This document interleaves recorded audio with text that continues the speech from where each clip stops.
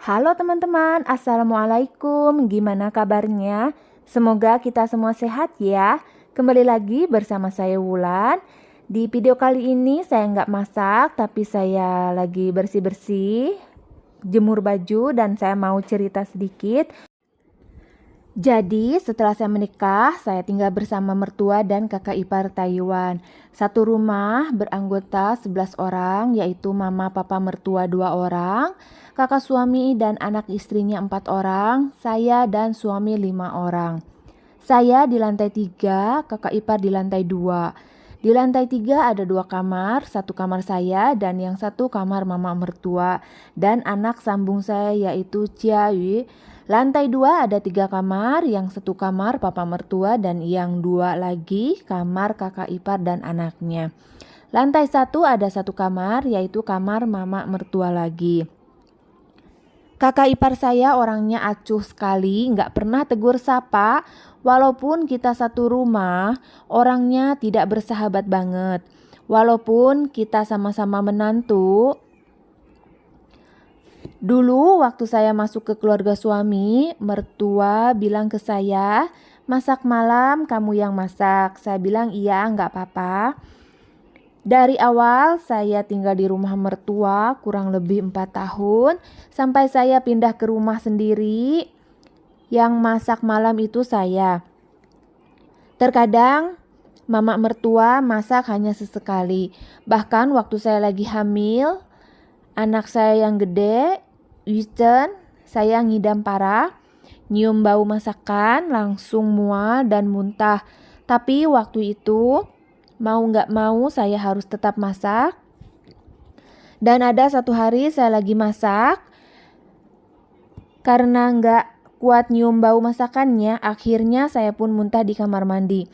Dan waktu itu kakak ipar pulang kerja, lihat saya habis dari kamar mandi dengan raut muka saya yang lemas, malah ngomong gini ke saya, kamu hamil kok parah banget sih, waktu saya hamil dulu gak gitu. Saya jawab, saya juga tidak mau begini, setiap orang tidak sama. Jadi intinya kakak ipar itu tidak mau bantuin saya masak. Dia hanya mau cuci piring bekas makan saja. Dan mama mertua pun pernah bilang ke kakak ipar, masaknya suruh gantian per 1 minggu sekali, dan dia menolak dengan alasan gak bisa masak. Kalau gak bisa harusnya mau belajar, tapi dia memang malas, sengaja bilang tidak bisa. Kalaupun dia gak bisa masak harusnya bantuin saya, tapi dia gak mau bantu. Pulang kerja langsung naik ke atas ke lantai 2. Istirahat, nonton TV, kalau waktunya makan, dia baru turun, masakan sudah siap di meja. Lalu teman saya bilang ke saya, kamu nikah sama orang Taiwan cuma mau dijadiin babu. Tapi saya tidak merasa dijadiin babu karena suami saya bertanggung jawab. Dan suami pernah bilang kita di sini di rumah mama dulu sebelum kita beli rumah. Saya pegang ucapan suami, dan dari itu kenapa saya mau hidup susah tinggal bareng-bareng dengan kakak ipar. Kalau sama mertua saya baik-baik saja, bahkan tiap hari kita di rumah bersama karena kakak ipar pada kerja, anak-anak pada sekolah. Jadi kumpulnya hanya di malam hari. Waktu itu bukannya kita tidak sanggup untuk ngontrak di luar, tapi memang kita sengaja nggak ngontrak supaya tidak banyak uang pengeluaran. Karena waktu itu yang beli sayuran, mertua yang keluar uang. Dan kalaupun saya pingin masak masakan Indonesia, saya baru keluar uang sendiri. Jadi dari cerita ini saya bersabar demi kebaikan masa depan kita dan anak-anak. Alhamdulillah sekarang saya dan suami sudah punya tempat tinggal sendiri, sudah bebas. Sebenarnya saya agak sedikit kesal sama kakak ipar, tapi saya tahan dan saya diam demi kebaikan semua. Dan yang paling kesal waktu mama mertua nyuruh kakak ipar masak gantian dengan saya, kakak ipar malah ngirim pesan ke saya yang isinya, Dia nyuruh saya masak seperti biasanya. Dan kalau orang lain tanya, seperti mama mertua, suami saya, kenapa kakak ipar nggak masak? Kamu bilang aja nggak apa-apa, saya aja yang masak. Saya disuruh bilang begitu. Menurut teman-teman, apakah orang seperti itu orang baik kah? Adakah teman-teman di sini yang punya cerita seperti saya, punya kakak ipar orang Taiwan dan kita orang Indonesia? Sepertinya kayak merasa gimana gitu. Dan kakak ipar juga sama anak-anak saya acuh banget. Tapi sebaliknya saya ke anak-anak dia, saya malah baik. Kalau punya makanan apa, saya selalu berbagi, tapi dia sebaliknya. Tapi kalau kakaknya suami terhadap saya sih baik, biasa-biasa saja, tidak seperti istrinya yang acuh banget. Kita serumah bersaudara, tapi rasa saudara itu malah nggak ada sama sekali menurut saya. Karena kakak ipar juga dengan suami saya nggak pernah bicara, acuh banget, bertahun-tahun nggak pernah. Yang namanya tegur sapa itu nggak ada, kalau nggak penting-penting banget nggak ngomong. Dan sikap dia ke mertua juga sama begitu. Kadang-kadang mertua suka ngomong ke saya, dia udah berumur kok sifatnya kayak gitu ya. Terus saya bilang, mana saya tahu mah, coba aja kamu tanya. Mertua saya juga nggak berani ngomong ke menantunya, kakak ipar itu. Karena kalau misalkan mertua ada ngomong ke kakak ipar, nanti dia ngadu ke suaminya. Dan suaminya akan ngomong ke mamanya, akan marah. Dia bilang, nggak usah lah ikut campur urusan rumah tangga kita. Jadi dari situ, mama mertua nggak berani ngomong apa-apa lagi. Oh iya, kalau sarapan kita masing-masing. Saya dan suami, anak-anak saya yang bikin. Terus kalau makan siang, saya kan sama mertua di rumah. Paling saya yang masak.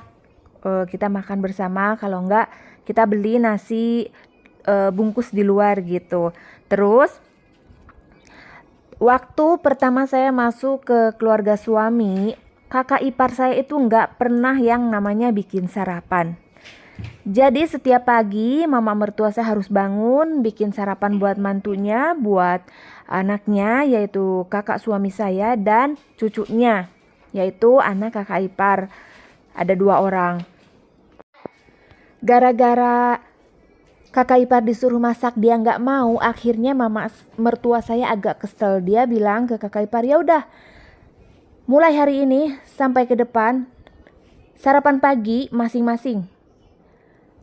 Jadinya sekarang dia kalau sarapan beli roti, ngurusin sendiri buat sarapan kayak gitu. Kalau makan siang kan dia di tempat kerjaan ya. Kalau malam sama aja, sampai sekarang mama mertua saya yang masak buat mereka.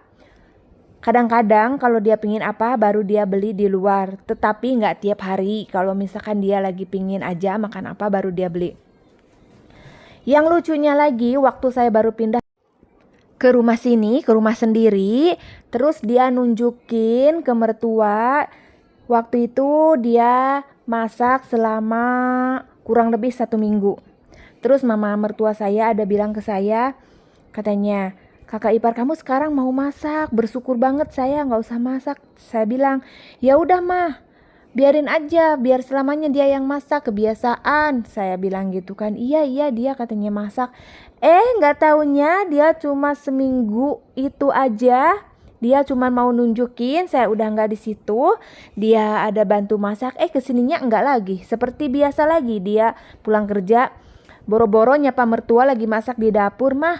Ada yang mau saya bantu nggak? Kayak cuci sayur atau apalah sama mertua bareng-bareng di dapur. Itu dia nggak ada sama sekali.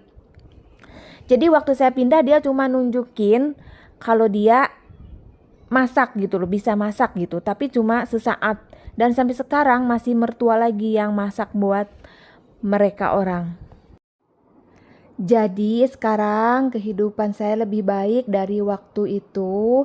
Kita pun juga merasakan hidup susah bersama-sama suami. Saya pun rela masak untuk semua orang demi suami menghemat uang gitu kan, maksudnya ya saya mendukung suami, nggak apa-apa kita nggak ngontrak, saya di sana saya rela masak untuk semuanya. Karena memang harga rumah di Taiwan itu bukan main-main harganya ya, menurut saya mahal banget, yang nggak semua orang sini juga bisa kebeli. Seperti teman sekolahnya suami, masih banyak yang belum kebeli rumah. Dan waktu itu dia datang ke sini, dia bilang ke saya, beruntung banget suami kamu bisa kebeli rumah. Saya bilang alhamdulillah, ini berkat kesabaran kita. Dan kita juga mau menghemat uang, benar-benar menghemat banget. Dan apapun itu harus bersyukur, besar kecilnya rezeki harus disyukuri, karena rezeki udah ada yang ngatur. Kalau kita selalu merasa nggak cukup, nggak puas, kita nggak akan tahu rasanya bersyukur. Maka dari itu, saya selalu bersyukur. Tetap semangat jalani hidup, hidup adalah pilihan dan kita yang menentukan. Jangan lupa bahagia bersama keluarga kita tercinta. Di sini saya bukan menjelek-jelekan kakak ipar saya sendiri, tetapi ini memang kenyataan yang pernah saya alami. Dan mohon maaf jika ada salah kata dan ucapan dari saya. Sekian dulu untuk cerita kali ini. Jika suka dengan videonya, jangan lupa di like, komen, dan subscribe ya. Terima kasih banyak, sampai jumpa di video selanjutnya. Buat yang sudah mendukung channel saya ucapkan terima kasih yang sebanyak-banyaknya. Semoga kebaikan kalian dibalas oleh Allah Subhanahu wa Ta'ala. Amin. Dan semoga kita semua sehat selalu, dilancarkan rezekinya.